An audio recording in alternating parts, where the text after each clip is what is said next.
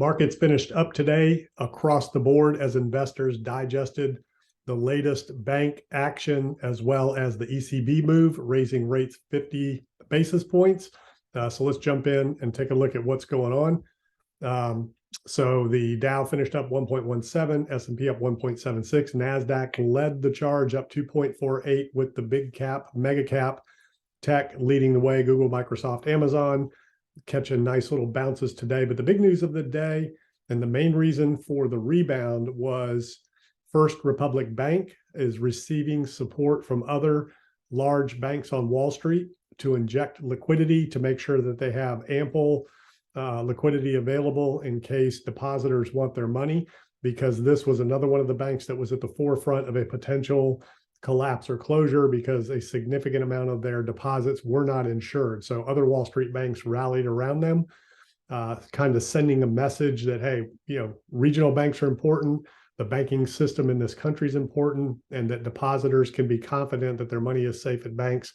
So that's what the government, that's what the banks are trying to send, the message they're trying to send to the average depositor and investors around the world. The market is saying, well, maybe the world's not going to end like maybe people thought.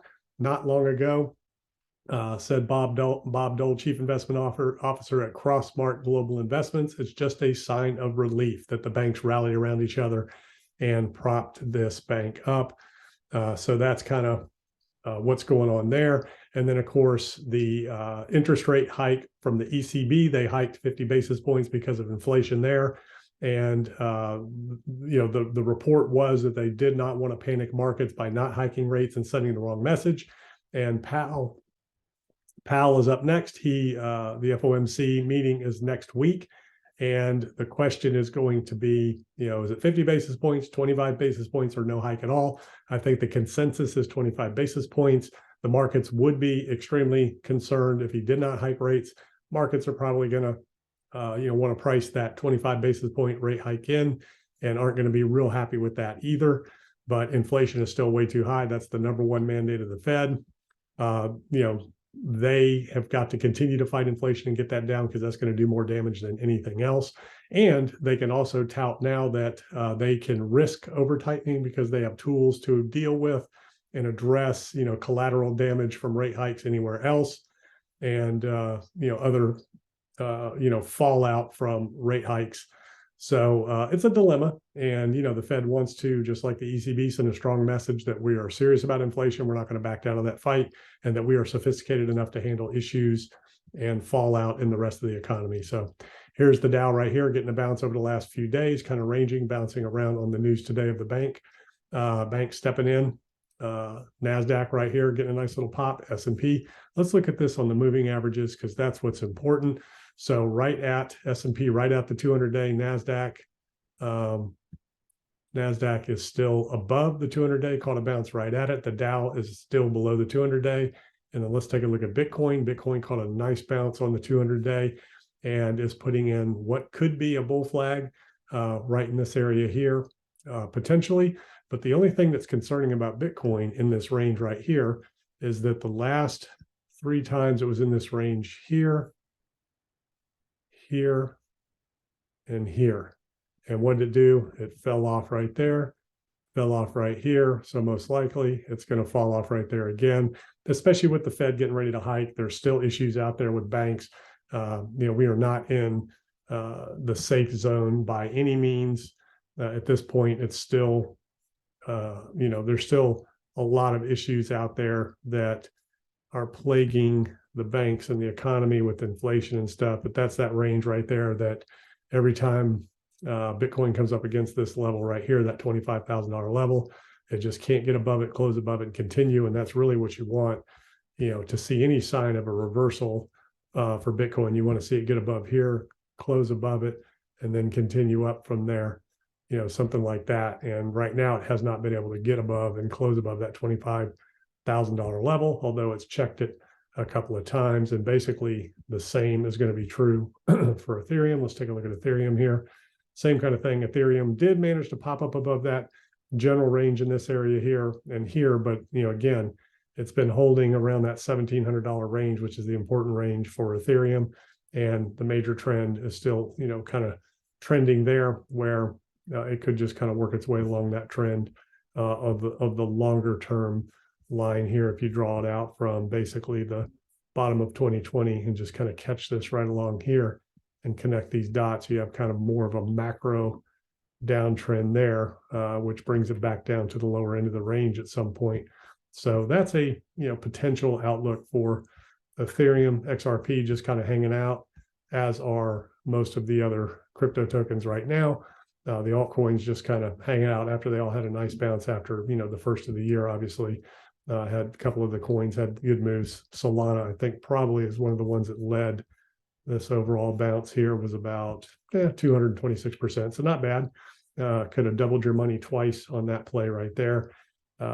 Matic, same thing. Dot, pretty much all of the altcoins all kind of following the same pattern. And if you look at the total three, which is just altcoins without Ethereum, same kind of price action. If you look at total two with Ethereum, very similar. And then, of course, you have Bitcoin right here. The other thing, like we talked about the other day, is Bitcoin tends to draw down from peak in bear markets, 83% minimum, 80 to 83%. So far, it's only drawn down 77% for a major low. So 80% would be right around, let's see where 80% is, about $13,000. 85% would be $10,000. So 10 to 13,000 is ultimately a range, I think, that Bitcoin is likely and potentially going to test at some point. Definitely this range low will get tested. If it breaks, then I think you're looking at that 10 to 13 range for a final basing range for Bitcoin of this cycle, barring any other major incident like major bank failures, credit markets completely freezing up, stock markets completely collapsing, another war breaking out, World War III, something like that. So, a lot of risks out there. It's still a risk-off environment. It's still a bear market environment, risk-off environment, but there is yield to be found. That's what, let's jump back into the charts real quick. That's why treasuries have been off the charts lately, that flight to safety.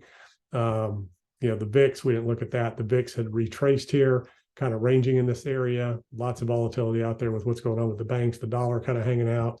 The 2-year caught a little bounce. The 10-year caught a little bounce. And the thing to think about and understand about treasuries is when yields are high, the price of the bonds are low. When yields are low, the price of the bonds are high.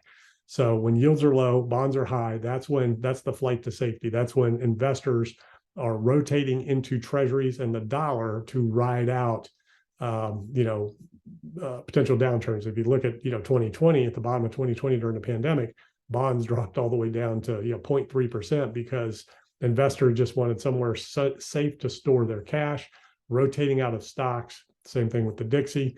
The Dixie bottomed out in that 2020 timeframe as well. Even the Dixie was down at that point because everybody was flooding into the dollar, everybody was flooding into treasuries. And that is your safe harbor. So when you see treasuries really dropping, the dollar really dropping, and markets really dropping, then that something is going on, and it's rotation, right? So that's what's happening now. When markets are up, generally treasuries are going to be down. When treasuries are up, markets are going to be down. And it's just a rotation of capital in and out. And that's the thing, is that no matter what happens, there's a ton of capital in the system still that needs to allocate, that needs a home. So it's kind of rotating in and out, risk on, risk off, while we are in a transitional market waiting for the Fed to complete its hiking, waiting for inflation to come down. Unfortunately, that's going to take a lot longer than a lot of investors think. And the longer it goes, the more risks there is for things to happen, like what we've seen with the banks and stuff like that. So these are the things I'm looking at. And this channel is all about entrepreneurship, real estate investing, real estate development. It's all the things that I've done over the last 30 years, starting companies, building companies, buying companies, building all kinds of real estate investing and developing all kinds of real estate, reinvesting those profits into other assets. It's all about building your wealth, growing it, and sustaining it for generations to come. So that's what this channel is all about. I'll see you in the next video.